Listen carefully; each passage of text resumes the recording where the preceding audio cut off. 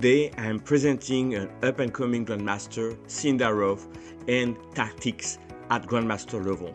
So Sindarov from Uzbekistan, you can see his ratings and he's only 17 years old. Now he was also part of the Olympic team and Uzbekistan won the gold medal and they were coached by Ivan Sokolov on the left. And as a team coach winning the gold medal at the Olympiad in India this year, he said Sindarov is a pure tactician. So that's something quite interesting for me to see what does it mean to excel in tactics when you're a very strong up-and-coming grandmasters. And the game we're gonna follow is a game Sindarov against Gukesh. Gukesh, up-and-coming grandmaster as well, future talent, 17 years old, and actually 16 years old only, and already 27-32. So quite a strong grandmaster as of today. Let's bring a board, and in the game there was a tactician defense. We'll go quickly to the main moves and then focus on the tactics and middle game. So here Sindarov plays knight a3 with the idea knight c4. d3 with white, the idea to push on d4. Now black is putting a lot of pressure on the d4 pawn. The problem with that strategy with black is Gukesh hasn't developed the king side yet. Very important, white shouldn't take on e4 because then cd5 would bring a good position. So here we're on move 20.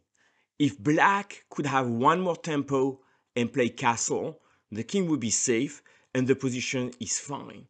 But black hasn't castled yet. So what to do with the white pieces? h4. Now the computer Stockfish 15 recommends rook f6 and after castle rook a f1. And that's very strong because if you were to move the rook, you would have a very strong attack like that. So in the game, h4 played, castle, of course h5, king g7, and now there's no winning tactics here, but knight d3 played, bring the knight to attack the king side. Now logically, white just won a pawn, but if black would exchange the queen, black could survive and potentially come to d2 here and have counterplay. So now this is a key moment. Feel free to pause the video. Why to play? Why would you play in this position?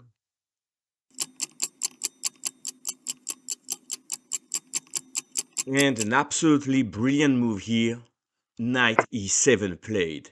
That's a very nice move, which maybe Gukesh didn't see. And if you take, clearly you're winning the exchange. If you take with a rook, once again, you're up in exchange with white and winning. So in the game, black took with a queen. What was the follow-up? Rook f5, threatening rook h5 with a winning position. Knight g5 played, black trying to defend. And here, what was the finishing touch? Rook f1, using the pin with a completely dominating position. After king f8, rook f5, and black resign. So why is that? If b5 is tried, you simply take on d7 and the rook is pinned. Cannot take back the queen because of the nice pin on the f file. So if you take over here, then simply you would do queen c8, take pawns, then exchange everything, and you have a pass pawn. So in this position, this is completely hopeless for black, and actually right here, Gukesh resigned. I think it was an excellent game, showing some nice flair with the white pieces, and here a brilliant move, knight e7, really surprising move, and winning without any defense for black. Let's see one more game by Sindarov.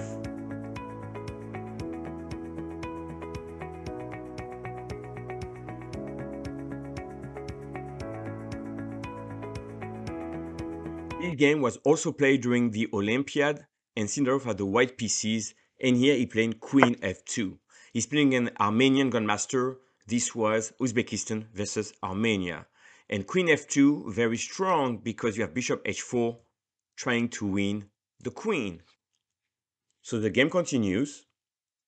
And here another nice move, Knight e3, right? To relocate the knight towards the king side. Knight c5, and here's a critical moment. Once again, feel free to pause the video, analyze for yourself, and when you're ready, I will reveal the solution.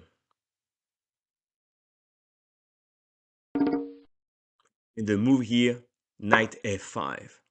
Now, if black were to ignore the knight, then you take here, give a check, and now check, and black cannot take back because of rook d8, and this is a winning position for white.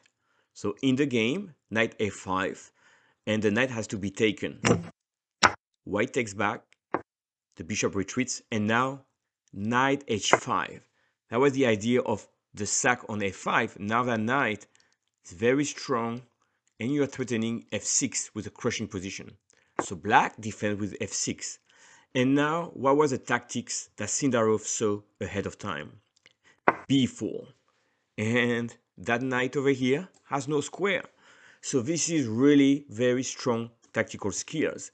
Now the game continues, but I won't go too far because over here, c5 played and rook d6 followed by knight e6. But you can see right away on move 39, that knight will end up over here. You have some threats like that. c5, you have a winning position. So knight e6, queen h6 was tried, but then the rook went to d1, d4, g4, or like that, and black is completely tied. So there's no point to see the rest of the game with a knight like that. At grandmaster level, this is won. And the final position was rook d8, and here black cannot take back because you're gonna win on the 8th rank, and you have a completely winning position thanks to the knight on e6. So once again, all these tactics started from move 31, and here knight f5 bringing a winning position. I hope you enjoyed these examples, and that's what tactics at the highest level can be played and used in your own games.